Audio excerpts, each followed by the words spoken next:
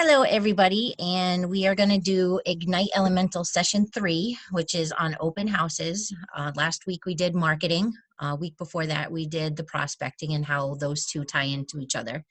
With open houses, what we're going to do is this ties into our marketing and all that stuff too, because we use open houses to do those things. So what I'm going to do is share my screen with y'all. And I apologize. Hopefully it doesn't keep popping up. I have Discord on. And every time I need to... all right, need to make this big. Share screen. There we go. All right. Can you see the slide? Yep. Okay, perfect. And then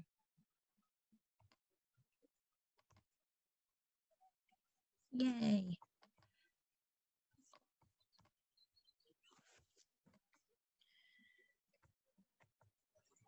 Can you still see it? Okay. Yep. Very good. All right.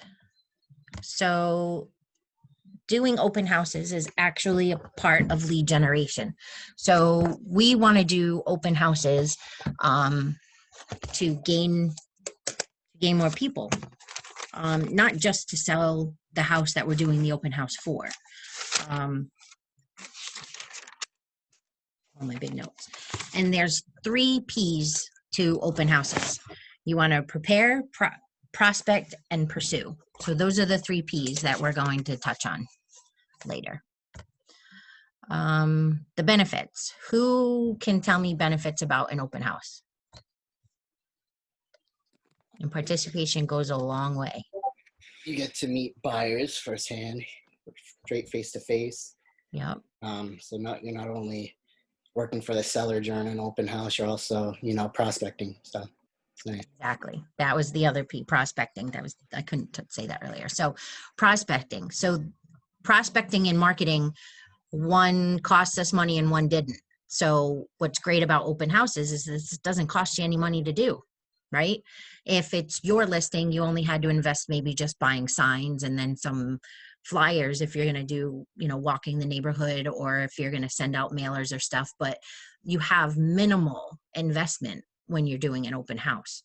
And you even have that much more if you're going to do an open house for another agent, right? So it's your time. And, the time that you invest and the potential of having a buyer, that 2 hours that you spend at the open house could turn into some good business. All right. So, Molly, have you ever been to an open house? Yeah, I have. I have been to one with Janet before. Perfect. What do you think? Was it her open house? I think it was. Okay. And how did her open house look? What did she do? What did she do to prepare? She asked someone to help her stage the house with the new bed sheets and new decorations and stuff like that. They also took down the personal items, for example, the pictures or things that show the identity of the owner. And the part that I really enjoy was the staging part. And they also put different signs with information in different rooms or different features of the house. So I found that really helpful. It made it easier for the people who came in to notice the important part of the house. Good. I like that. And Jake, explain what your experiences have been for an open house for Molly. I've gotten a lot of buyer leads from it. It was a nice way to meet people and learn how to talk to people face to face. And I mean, from doing open houses with Marilyn, I really seen, what it's like to make a good first impression. So that was really nice to learn, right off the bat. Yeah, Maryland has a really good open house package. And well, it's going to come a little bit later about how we get prepared for our open houses. So good. Thank you guys for sharing. I appreciate Yeah. it. I have a quick question Yeah. about how to start a conversation with people who came in. Yep. I found it hard because I didn't grow up in the area and most of my friend group circles are at my age, and I found it hard to connect with people or potential clients. So I was wondering what are some of the solutions for that? Yep. Or And what that's kind stuff that of topics? we'll touch on that in a little bit Okay, cool. Thank you. with scripts and how to talk during open houses. But yep, we'll get to that. So like I said, the benefits of the open house, they're inexpensive. You get a high return on investment, your ROI exposure. You can qualify the leads, right? And it's a productive way to meet buyers and sellers because people that are coming to open houses, you already know that they're interested into buying something. And sometimes you have the person who needs to buy, but also wants to sell their home, right, at the same time. So you may have a double, out of that one client that comes to see your open house, you may have two transactions come out of it. And so that's why it's a productive way, right? You already know people are interested in moving, they're already interested in looking at real estate, and it's a great pathway for the opportunity to acquire new business. And they're showing their intent by coming, and so you know that they're going to be invested. We talked about benefits of the open house. And last year, so NAR puts out something every, all the time about statistics and stuff, but 51% of all the buyers use the open house as a source of information to purchase a home. That's a pretty big percentage. It's a little over half. So the more successful your open house is, the better you have to capture those leads, right? It's high exposure for your seller, right? But what's the number one job for us real estate agents?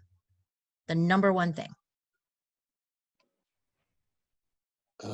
Create relationships, I guess. I don't know. That, but lead gen, Lead gen, right? right? Yeah. Lead Well, gen. yeah, it's a part of it. We Yeah. wake up and we're like, oh, I got a lead gen, right? 4 hours a day, lead gen from Bold. So that's the biggest thing. And an open house gives us that opportunity, especially if you go in with the mind frame and the mindset of, this is what my open house is going to look like. This is how I'm going to be successful at it. And this is how I'm going to gain clients, whether it's a buyer or a seller from my open house. So a model for the open house. We kind of talked a little bit about like what Janet did and what Marilyn does, but let's take it from the standpoint where you both are brand new agents, right? You don't have a listing yet. So how do we utilize an open house for you to get business? So that's something I think that I'd like to kind of hone in on because of like where you guys at are, and even for myself, because I don't have a lot of recurring business. I'm just a little over 3 years in. So, for me, doing open houses for another agent is also really good. Yeah. And we already talked about that. So one thing that we can do is talk to the people in our office, right? We Mhm. want to say, hey, Marilyn, I saw you just put that listing up. Hey, Janet, that listing just came. Whoever, if you're looking in MLS and you're looking at just our agents in our office, hey, Cheryl, Franklin, I saw it come on. Are you doing an open house? Great. Can I go? Can I prep for the open house? Can I do one for you? Right? This past weekend, I did 2 open houses for Maryland for right here in Northbridge. I live here, so it was really easy for me to do them. And then Jake, Josephine, and I Friday, we walked the neighborhood. We had flyers to hand out, inviting the neighborhood to come in and say, hey, why don't you come check out the house that's for sale on your street? You know, we didn't really kind of go deep into further conversation because of this COVID stuff. We're trying to feel people out. So we just made it as just an invitation. But we'll go in a little bit deeper once some of these COVID restrictions kind of lighten up and maybe people get used to talking to each other, how better we can have a conversation to engage them and really show up, right, to that open house.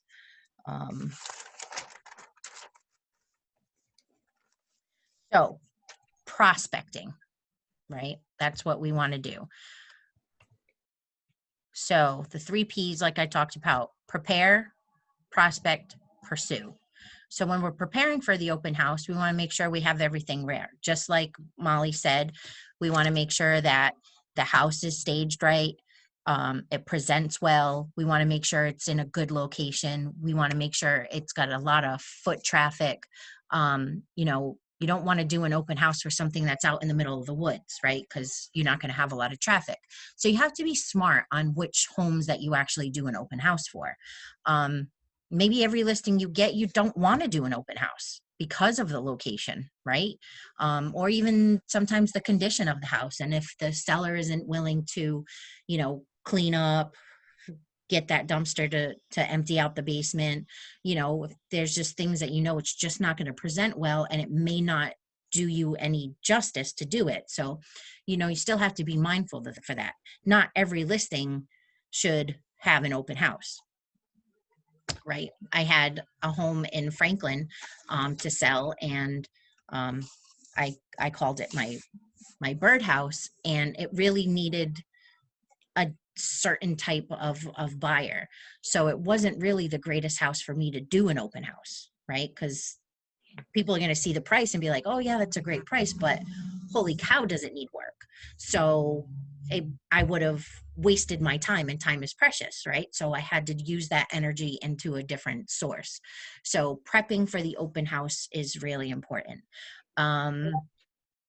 Prospecting. So you want to promote it. You want to get it out there on social media. You want to tell everybody in the office. You want to talk to your, you know, your sphere. You want to maybe some buyers that you know that are interested in that town.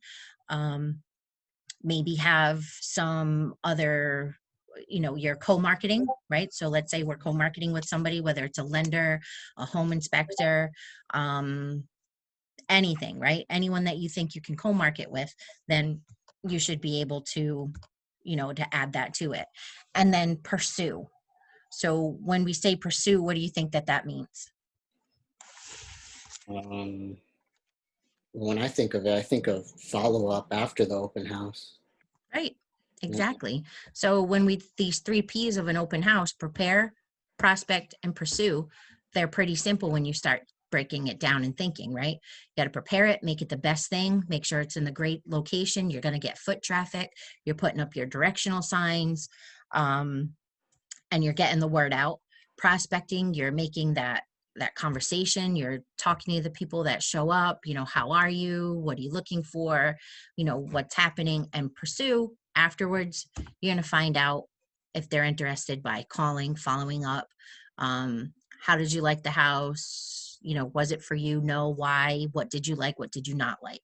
So that's the follow up and convert part of doing an open house.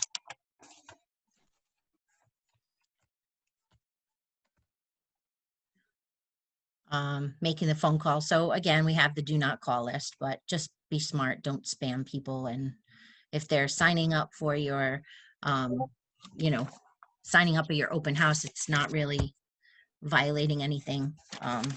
Although they may give you bad phone numbers. So be aware of that. Mm-hmm. So let's say we've decided that this coming weekend, we're going to do an open house for an agent. This is a suggested guideline to do for yourself throughout the week. So you're taking that elephant and you're taking it into little bits and pieces. And then hopefully by that Saturday, you have a very successful open house. So Monday, what's the first thing that we're going to do on Monday? decide time to make the open house at? Yeah, you're gonna do the time, but then we're also, as us, right? We don't have a house to do an open house. We don't have a listing. Right. So I'm gonna scrub MLS in my office and I'm gonna look and I'm gonna go, oh, Josh has an open house right in my town. Right? Perfect. Maybe you know it's a little too far for him or something, and you call him up. Josh, I'm free this weekend. I see you have an open house. Can I help you do your open house? He might say yes, he might say no, whatever. But let's say you figured it out and he's like, yeah, sure, no problem. We have it from, 2 to 4 on Saturdays. Great. So Monday you've decided where your open house is going to be. It's a great location for you because it's right in your town, let's say. It's going to get a lot of exposure. And then you're asking him too, hey, can I, post it on Facebook? Are you okay with me, putting stuff out there for you? It's like, yeah, sure, no problem. All right. So Monday, you're going to figure out the neighborhood and maybe you decide that later on in the week you're going to walk it, or maybe you have a program where you can get their phone numbers and you're going to put it out to them. And then Tuesday, right? So you're going to make sure that, he's going to make sure, right, that there are signs in the yard and stuff like that, but you're going to post it on social media. So here comes Tuesday. You're going to do post on social media. You're going to do a flyer. Maybe you're going to do maybe a market snapshot of what's happening in that particular area or that town for this. You can call the neighbors, like I said, but you're going to do it in little bits and pieces. And then Wednesday rolls around, right? Again, you're going to post something. You're just going to figure out like the things that maybe you need for the open house. Then Thursday, maybe you invite your database, you say this is the day that I'm going to door knock the neighborhood, and I've printed out some flyers. Like, did I bring them up? Oh, I did. Hold on.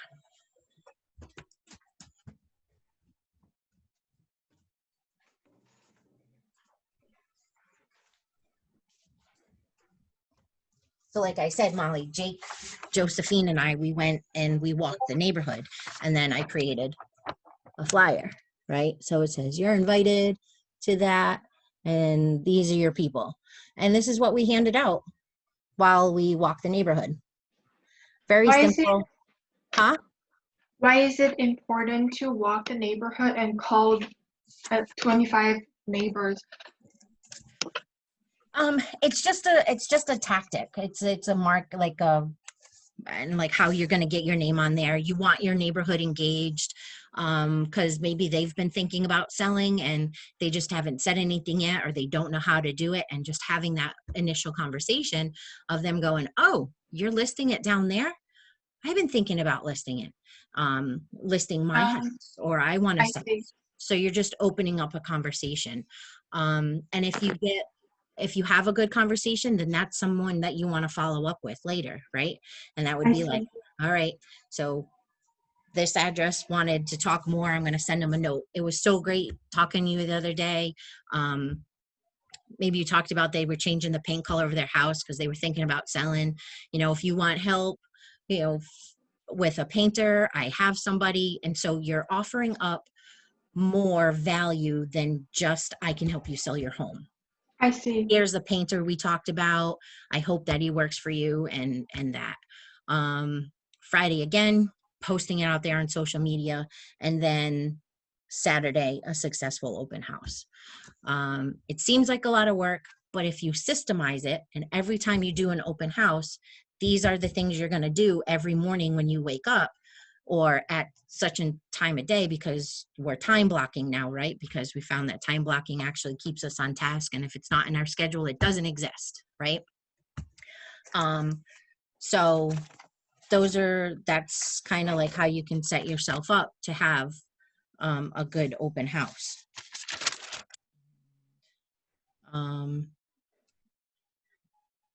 Let's see. One of the pro tips that I I was looking up today was to do 10 to 12 directional signs to set up for an open house. Seems like a lot of signs, doesn't it? Hmm. Yeah. So Marilyn, and I can only use Marilyn because she's the only one that I've actually, when I've gone to her open house, I feel organized. I feel like I know what I have to do as soon as I get there. I know what I do when I'm there, and I know how to close up and go. She has like a whole bin that is dedicated for each house, for every house that she has, and it stays there. So she does that open house, and it has the floor plan, it has an MLS sheets, it has little plastic stands that holds information. She has a book that's made up that has everything about the house and the town and everything. She has little clipboards that have sign-in sheets, and it's so systemized that like, oh, I'm going to go do an open house in Maryland. I just know I have to open that up, set it up, and I'm good. I don't have to do anything except welcome people into the house and have those good conversations. So she's the only one that has like, it was a relief for me to be able to do that with her. Whereas some of them you're like, oh, like, oh, because there's no system. And even for myself, I don't have a very good system. So in all honesty, I'm adopting her system because it works, and it made it so much less stressful because I knew what I had to do. So that brings us into systemizing your open house, which if you do something like this for the week, or if you just know, after you've taken the pictures, you've told your seller what you need, but you're setting yourself up for success by having a system in place. Whenever we were talking about, so yeah, this talks about putting up the signs, traffic patterns, and things like that. So timing it and being prepared for it. So that's what that one is. And we kind of already talked about all that. So Molly, you were talking about, this is like the door knocking script, but Jake, what was it that what did we say to them? We just said, hey, my name's Jacob. I'm a realtor. There's an open house on the street that, we're inviting you, all the neighbors over here. So feel free to come by. And then usually they said, oh, that's cool. And then I'll be like, okay, yeah, it's Saturday 2 to 4, Sunday 11 to 1. So feel free to come by, and I'll hand on the flyer. That was pretty much it. Mm-hmm. And a lot of it too, I felt, I didn't want to be intrusive right now. And I don't know if that's how you felt, Jake. I did kind of want to just keep it simple. And because before I had offered to shake their hand or something like that. But I felt like I had to ask permission. May I give you this? Or is it okay if I hand you this flyer?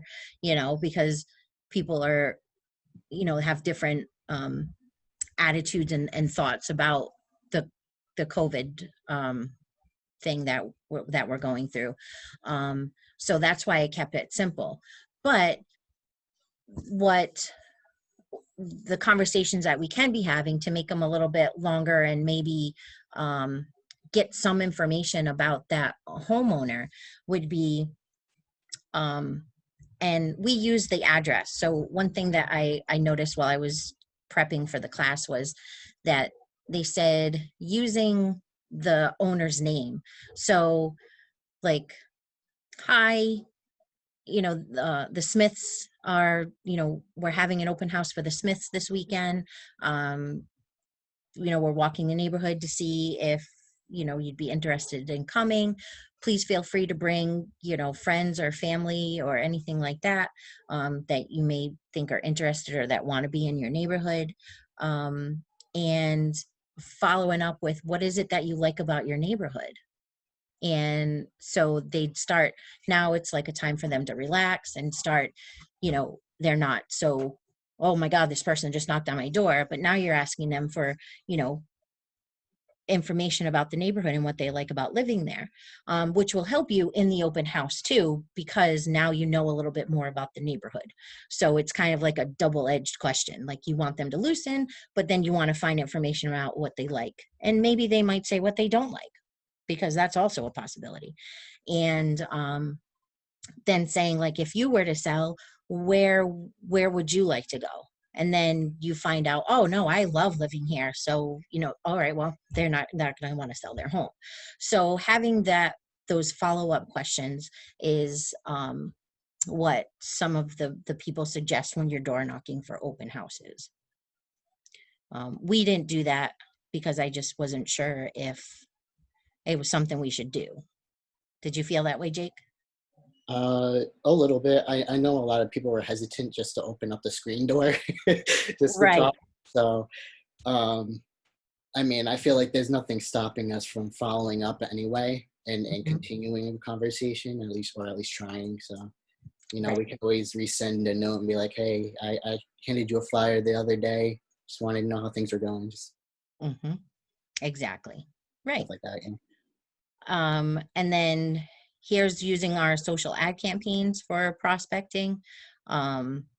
So if you make a smart plan, now you could put the people in your database and let them know. So I'll show you what that would look like. We have an open house smart plan. Posting social ad media campaigns, we have that too. If you were to market it out that way. Prospecting. So this is at the open house, right? So now we have it. Here we are. It's a gorgeous day. Everybody's out, right, in full bloom. So once we have everything set up, because we were prepared, we spent the whole week getting ready, making sure we had everything we needed. We did comps, right? We know what the area is, where we are the expert for this particular area, right? So you're greeting people as they're walking through the door. Hi, thank you for coming. Some people will ask if they're neighbors or if they, have, if they, how they saw it. Did you see us on the website? Did you see my Facebook post? Because maybe like, you're doing that stuff, you're doing paid ads. Then you're asking them to sign in, because signing in is how we're going to capture all of their information. Even if they have a realtor, we still want to capture their information, because we don't want to poach people, but we want to make sure that we've given them their everything that they need, and following up even with their agent is important. Hey, your people came through, just wanted to make sure that they had everything they needed. And on a side note, it could be an opportunity for you to bring an agent to Keller Williams. So it could work both ways depending on how you play that. Having guests sign in again is going to be the key, because it's the only way that you're going to be able to pursue that opportunity for later. Asking the probing questions. So one thing that we learned a few classes ago was the Ford method, right? So we want to ask deeper questions than just, hey, thank you for coming. You have a real estate agent. Okay, great. What's their name? Write it down. Okay, have a great day. We want to ask deeper questions, right? So having an idea of some of the things that you'd like to ask based upon the Ford method, which is talking about, if they live in the area, how did they hear about it? What else? The dreams, like, what is it that they want to know about? What does Ford stand for? Anyone know what they all stand for? Isn't it like family, occupation, recreation? Dream. Dream, right? All right. Yay. Thank you. You saved me. Very good. So as you're asking those questions, you're going to be able to find out more about that person, right? If they're interested in the property, okay, no, you're not. Okay, what is it that you like? What is it that you don't like? Oh, I need a 4-bedroom house, or I need a 3-bedroom with an office, because I work from home, I have kids. So you're finding all this stuff out as you're asking these deeper questions. And if you've done your homework of the area, you're like, oh, you know what? Well, maybe this one isn't good for you, but I know of some that might fit that. Do you have time at such and such a time? Maybe you're able to set an appointment right there. That's hoping if they don't have a real estate agent, because we're not in the business of poaching somebody else's business. So asking those follow-up questions is really important.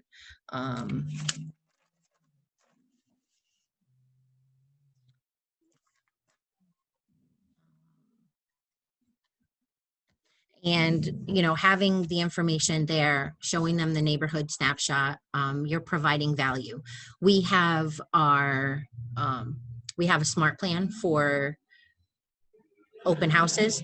So if you've set it up to where maybe you're working off of a laptop, an iPad or something, and they were able to put their information in, and maybe it automatically feeds them into your open house smart plan, you could do things like that. So that will show different value for us and promoting. You can also have there a lender that that you co-sponsored with, or you're co-marketing with. Maybe it's a home inspector, maybe it's an insurance person. Could be anybody that you think will bring value to your open house that you'll do there.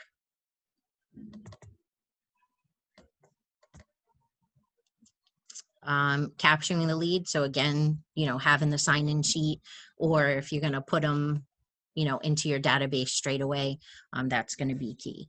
I know what I like about Marilyn's is that she says, and it really is the paper that she has them sign out. It's a carbon copy, and it gives you the opportunity to rate the house. It's feedback for the seller. So can you, give us as much information as you can. So it doesn't sound like she just wants their information to have it. It's like, I'm collecting the information for my seller to provide value. And you're helping me, with the seller and giving good feedback on the home. So I really like that, because a lot of times you're asking people to sign in, they're like, what am I signing in for? But the fact that you get to hand them a clipboard, they get to walk around, and see things, I think it just changes that mindset a little bit with that particular person. A neighborhood landing page, which is something that we can do now in Command, which I think is really cool. And we even have the ability to use this as a capturing tool. So I can show you how to do this if you decide you want to go this route, but you can actually have them put all their information in, and it automatically goes into Command. It's way cool. And then you can set them up on the plan. It's really cool. So if you decide that you want to do that and you want to go a more techie route instead of later, I'll show you how to do it. It's kind of cool. All right. So safety is a big thing for me. I know I automatically function out of this, but some of the things that you may or may not think of is parking on the street. I know I'm guilty of parking in the driveway all the time, but why should you not park in the driveway? They could pull in the driveway too and block you in. That's exactly it. Yeah. That's exactly it. So somebody who's not a good person could be doing it tactically, and it could be to keep you there, and then no one's the wiser, right? Meeting the neighbors. So meeting the neighbors is not also to say, hi, we have this going on. Are you interested? But it's also to put a face to something, like you're making a presence. Like you kind of know who's there. I'm much better with faces than I am with names. I don't know about you all, but that I thought was really good. And I've never done that up until just this past week. Never turning your back on a prospect. Hopefully that makes sense to everybody. Knowing how to get out of the house, having those doors unlocked is also key. There could be a slider in that kitchen, but if it's not unlocked, it's not a quick way for you to leave, right? So knowing that things are unlocked and you're able to get out. Let someone know that you're doing an open house and have your cell phone charged. Hopefully that one is common sense, but if you're out and about all day, make sure you have a charger with you anyway, because you can plug it in at the house now. Letting people know, hey, my open house is over at 4. If I don't call you by 4:20, because let's say it's in a place where you've never been before, but you just wanted to do an open house for the experience, like maybe that's something that you want to do, to let a family member or a friend or even the agent that you're doing an open house for know that, is it okay if I do this? Can I call you at like 4:15 to catch up? If I don't call you, please call me, as a safety thing. So safety is big. And over the years, real estate agents have been a target for this. I've known and heard stories of even some people being assaulted personally, so I know it happens.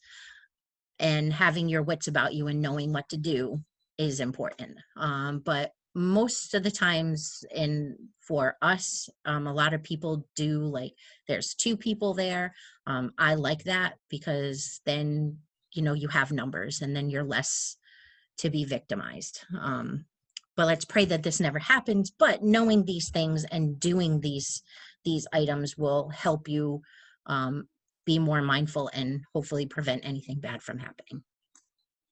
I hope this never happens to anybody, but be vigilant, pay attention. All right, pursue and follow up.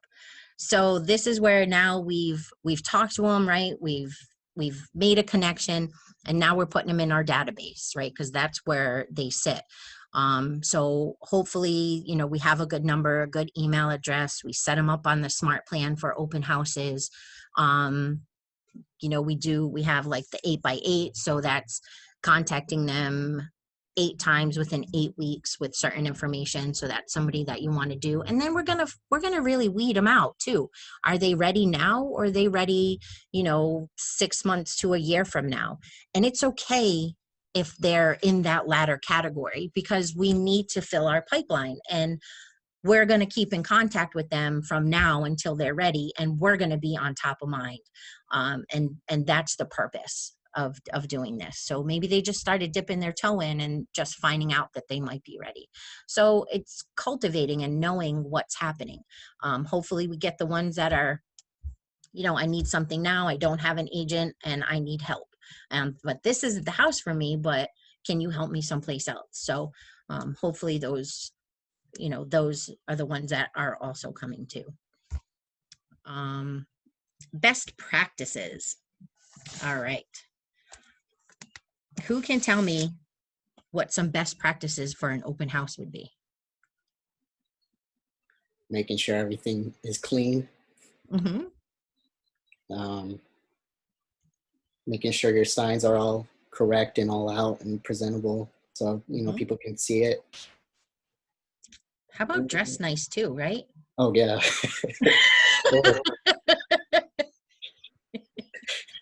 Yeah, like you don't want to go there looking like a slob. Also too, like be close to the front door so they can see you when they walk in. That's a good one. I like that. I would say being prepared with proper notices, making sure that you notify people if there's recording devices in the house, making sure that you notify people, of your agency, and that all of that's with you when you do open houses. Mm-hmm. Yep, that's your pre-set up, right? Make sure everything's is visible and they see that. Yeah.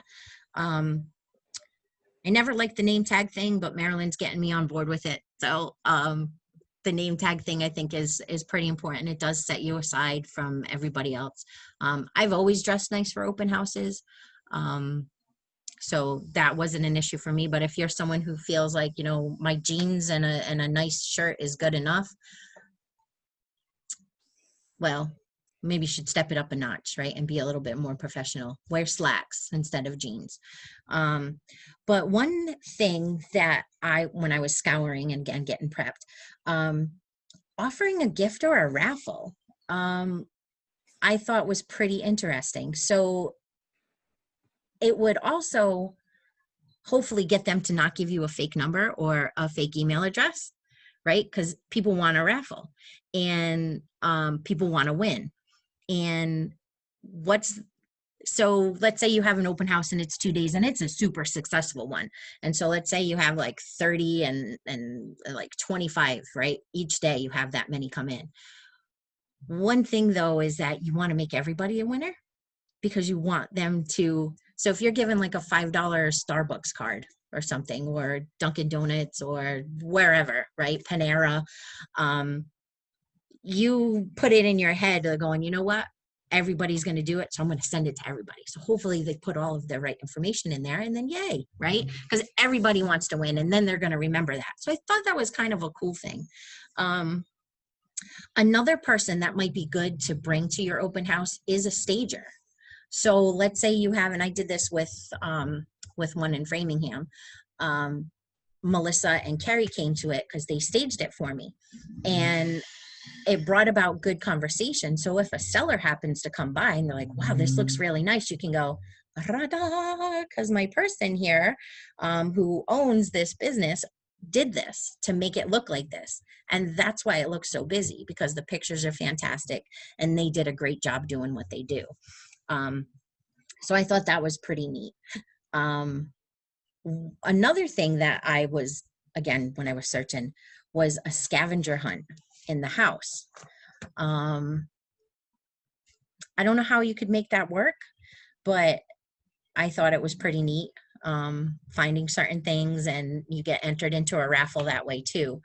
Another one that I saw too was where a group of agents in the same office had listings that were really close to each other, and they did a scavenger hunt amongst these open houses. So they were all within so much time of each other. So you had time to get to all of them. And then when you collected whatever it was that they did, you entered a raffle to win like a mini iPad or something. So collectively, these several agents got together and they chipped in whatever. But it made all them people go to their open houses. So I thought that was a clever marketing strategy. I don't know how well that would work here with us, but something to think about. That was totally different. I would have never thought to do that. Anyway, posting Facebook Live, that's also another great thing to do. We have a lot of success with that. We're finding that Facebook is like a big deal, right? We use it a lot for everything.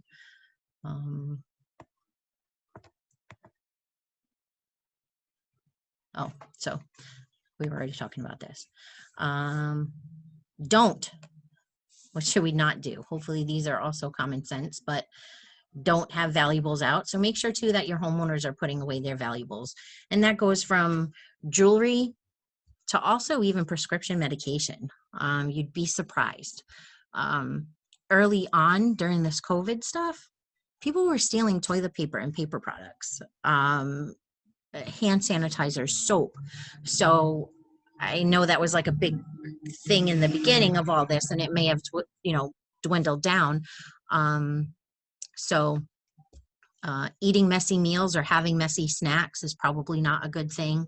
And don't make assumptions. So that means don't assume that when you ask that person, oh, hey, how you doing? When you walk into a store, oh, can I help you? And they're like, no, I'm just looking.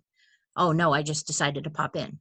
Well, it's okay to start even asking a little further, because you let them look around and whatnot and be like, oh, what did you think of the paint in that room? And then you just kind of slowly open them up, right? Peel away the layers of the onion, and hopefully you get a better conversation with that person. So don't assume that no is really no, or I'm just looking is just looking. That's 90% of people's initial reaction is to say, oh no, I'm good, I just wanted to come see. So don't be afraid to ask some follow-up questions or like even more icebreakers. But like Jake said, we do want to be there at the door. We want to make sure that we got there early, that the house is in show condition, that maybe, you know, the trash got taken out, or, you know, things aren't laying around, and that the homeowner did the things that we suggested, and being safe. A lot of people have some of these things in their car anyway. So a success kit, which I thought was pretty cool. And I think I'm going to implement this for me, is having these items around, making sure that you have some disinfecting wipes, toilet paper, paper towels, pens, trash bags, measuring tape, a power cord for your phone, business cards, air freshener. I think that seems to be pretty important. I didn't think about that. A lot of this stuff I do have in my car, but I think I'm going to, one of my projects for me, and hopefully you guys start thinking about this too and going, how can I be more prepared? It's just to have like a little bag like this hanging out in the car, you know, whether it's a little tote that you just have a few things in. But I thought this was a good idea. What do you guys think? Yeah, I actually did that after Marilyn told me to. I went to Dollar Tree and I got all this stuff. So yeah, that's in my trunk. Perfect. See, so it is like, when you think about it, you're like, yeah, I totally should have that stuff in my car for an open house. Or like, in case like I do go to someplace and like, I don't know, even if I'm showing a house and, you know, my buyer's like, oh man, I wish I had a measuring tape. Oh, I have one, right? Because you want to measure the refrigerator or something, right? Yeah. So I thought that was pretty cool. So some of these things I already have in my car, but I think I'm putting together a little box so I can have everything on this list. Thought it was a good idea. All right, following up, we talk about that, right? This is where our money is, right? Follow up is, what's the saying that I found? Fortune is in the follow up. I thought that was a really good statement, because if you don't, you're not going to get your business, and that's how we lead gen. And we could do it with sending things to the house, handwritten notes, following up with a phone call, email. You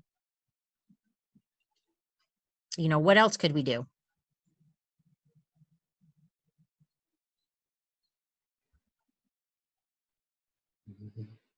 I'm not sure. Usually after I did Maryland's, I would give them a call, even if they weren't really interested in the house. Or even if they had a realtor, well, not to poach them, but to say it was nice to meet them. So. Yeah. But getting people, you know, from the lead to someone that you're communicating with, and it's a contact now, cultivating that and getting them into the home that they want. So follow-up is really, really important. However you find it to be more successful for you. But I think that's a big key. So what are some of the things that you're gonna do? There's a couple of things in here here. I like this slide. Did you change your ideas about open houses? How do you feel about it?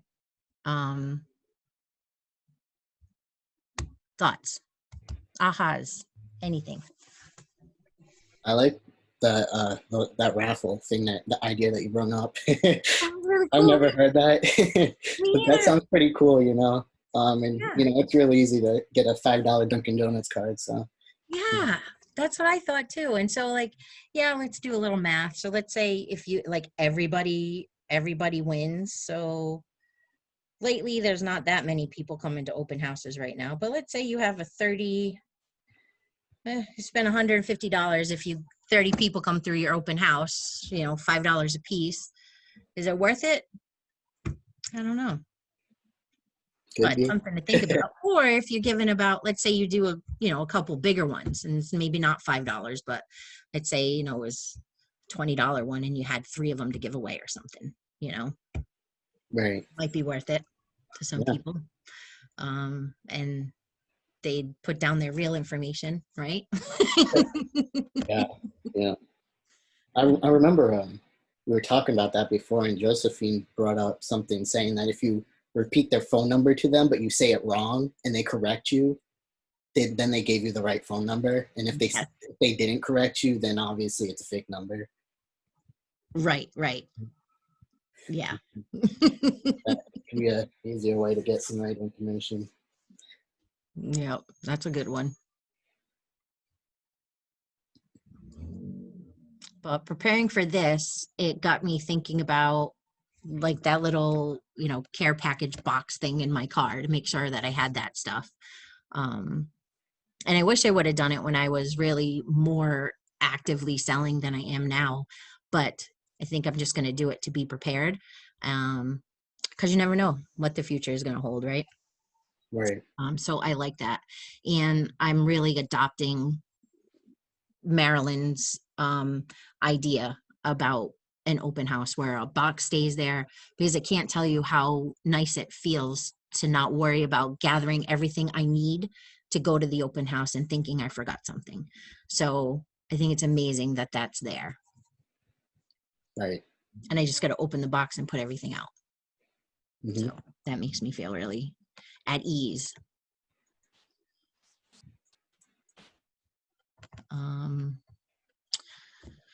Any questions, concerns? Nothing from me. Did I answer your question at all, Molly, about how to talk to them at the open house? Yeah, Okay. I think you touched base on like the questions that are deeper than the basic question. So that answered my question. Yeah. Yeah, because even though like you're not from here, or this is not like your hometown, but just opening up a dialect with them of, what's your time frame, what brings you to this neighborhood, or, what do you like about this house, things like that. That helps a lot. Right. Just to break the ice with them. Mm-hmm. Let's see, I think I hit everything. So no questions? Nope. Yay. All right. So I'm going to, and now Molly, I'm gonna copy your email again in my book. My thought process is that we have, 6 more classes. I'm probably gonna do another one this week. I want to kind of get this buttoned up because it changed so much, but we're going to do another one later in the year, maybe September, October time. So I want to button this one up. So when we're able to do that one, it's going to be a lot better. So be on the lookout for that. Yeah. And